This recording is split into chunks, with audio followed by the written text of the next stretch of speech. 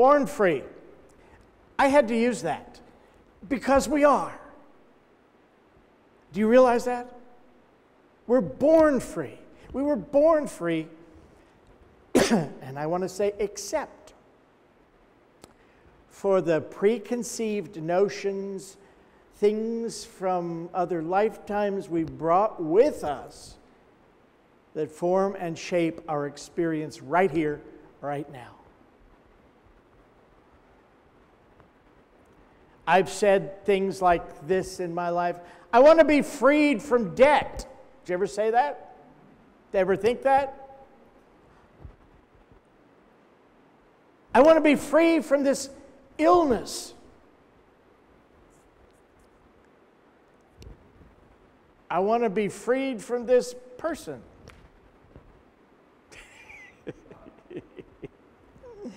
Yeah.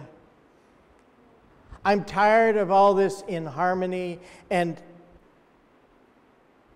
I just want to be free from it all.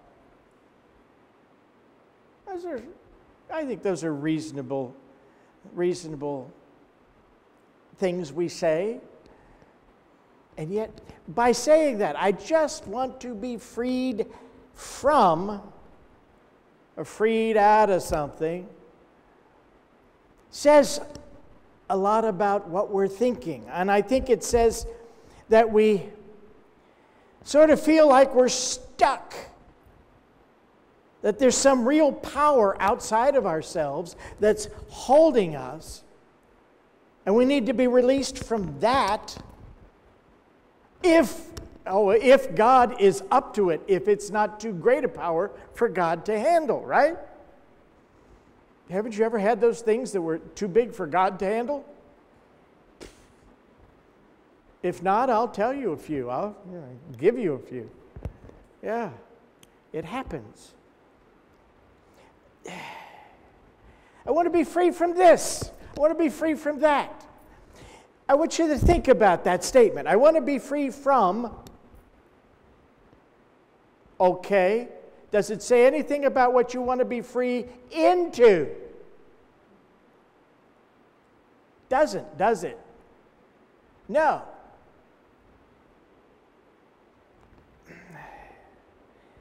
Back in the 70s, oh, that seems like so long ago, I got a job with the Motorola distributor in Cincinnati. I did inside sales. In other words, anybody called up, any of the dealers called up, I talked to the dealers. They gave me orders for stock. I not only wrote up the shipping order for the warehouse, but then did the billing to them for them as well. Now, I know it's going to seem like I'm taking somebody's inventory, but I'm going to. I had a boss who very much had a drinking issue, and some other issues as well. He was the manager of the distributorship. He would hold Monday evening sales meetings, beginning at, I don't know, by the time the salesman could get in from out on the road, it was 7 or 8 o'clock at night. Now, understand, some of us had been there since 8 in the morning. And they would go to 2 or 3 in the morning. And I had to be back at 8. And he was a difficult personality. And I found myself thinking, I got to be free from this. I just got to be free from this. All I thought about was being free from the situation. Well, that summer in August, my folks were taking me to Europe with them. And we had to clear our vacations with the boss. So I went in and I saw him, and he approved it. And I talked to the comptroller, who was a friend of mine, and Bob said everything's fine. So the day came for me to head for the airport. I left saying goodbye to everybody. I went to Cincinnati Airport. I got as far as Atlanta, where I had a plane change. And I got on the phone and I called the comptroller. And I said, I just felt like I needed to talk to you. Anything going on? He said, yeah. He just came in and said, where were you? And I said, you went on vacation. Well, how dare he? That son of a gun's fired. I'm free, right? I'm on my way to Europe. I'm free. I'm free. I don't have a job. I now no longer have an income. I have no support while I go find another job, and I'm about to do 2 weeks in Europe with this information. I said, thanks, Bob, for the information. I'll talk to you when I get back. I was free, but only free, not into anything. Not into, in fact, I was free from a lot of things, such as a paycheck, such as the security of knowing I can pay my bills.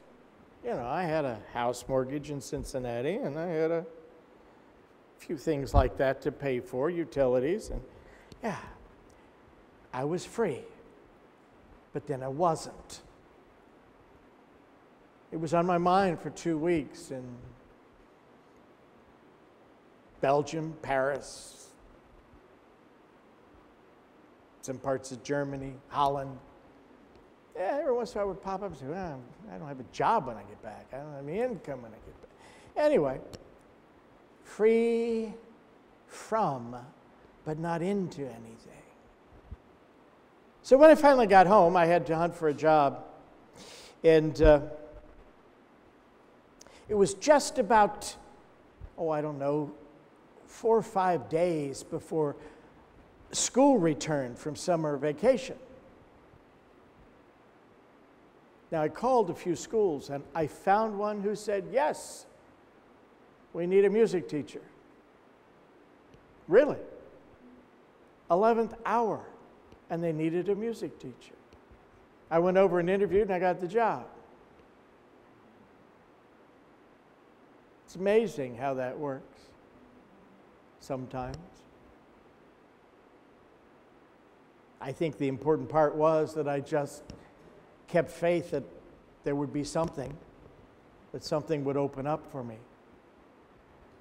But in this, I want to be free from.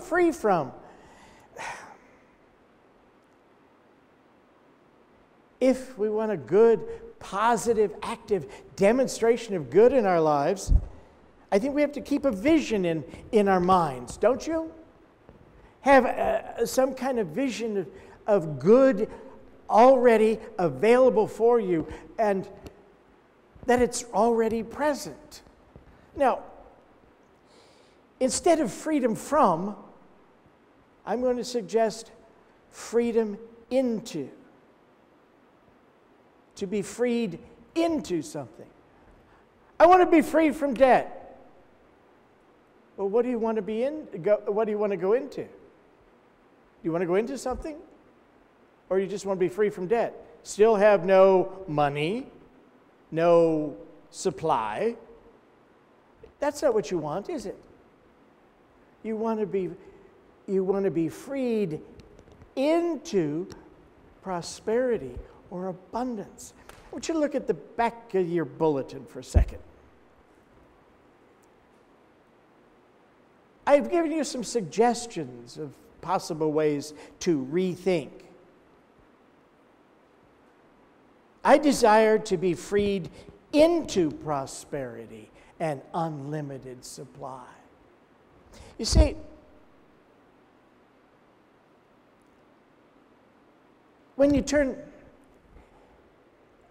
go into a dark room, when you're in the dark, and you turn on a light, once the light's on, you don't make a fuss about the dark anymore, do you?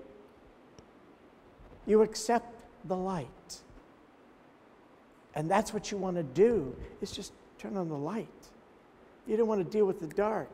Free from debt. The heck with the debt. You want to be freed into abundance.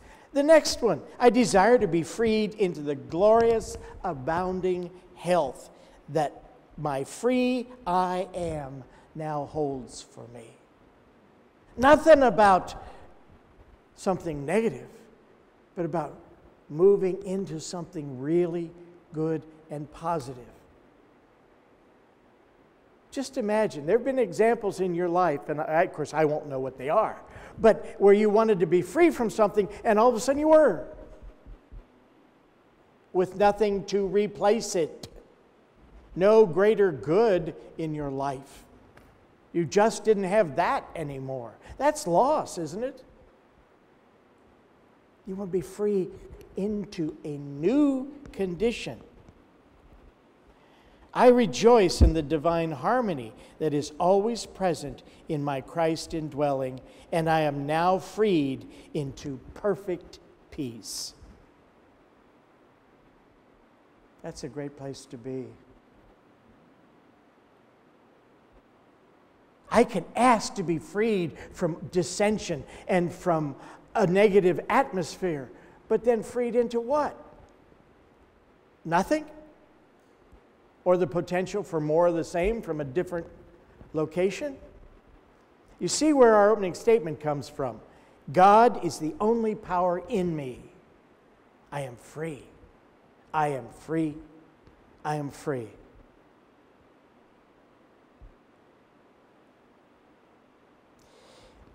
I think if we expect to have greater good in our lives, if we expect to live from good to good, we've got to recognize the withinness of God right here, right now. Wherever you are, you can't get away from it, but you need to remember it. If you don't remember it, it's as if you've separated yourself from it. Have you ever been in that dark hole where you felt totally separate from God? That dark hole where you forgot God was within you as well as all around you? I don't think there's a darker place to be. There's no more alone place to be in this world than you and nothing. We've got to recognize that withinness of God, but not only within us, but within everyone. How much of your good comes through other channels we call people? Does a lot of it? Love? Friendship? Understanding?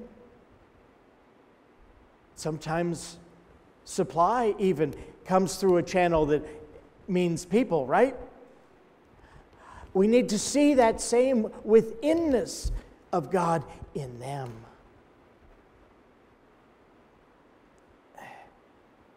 We recognize God is all there is. I've been talking about Emily Cady saying, there's only God, all else is a lie, right? You've heard that from me so many times. Every time I say it now, you're going to say, oh, that again. As soon as we get it, I'll stop. Because as soon as we all get it, including me, everything else will stop that we don't desire, that we don't want. Our good will flow. God is all there is. And God is evenly and equally present in everything. It's impossible then for a person to be freed from anything unless he is freed into a consciousness of that abiding presence of God. So maybe I should have included, I desire to be freed into an abiding awareness of God's presence within me, within my life. Try it. Try praying, affirming to be freed, not from something, but into the new good you desire. Into a godlike positive condition. Into life, love, health, and wholeness. You just might be surprised. Why end up in that middle ground of no-thingness? Where you've lost the negative, where you've gotten rid of the negative. But then what? Spirit can skip that step from here to here. It doesn't have to take you there unless that's what you're asking for.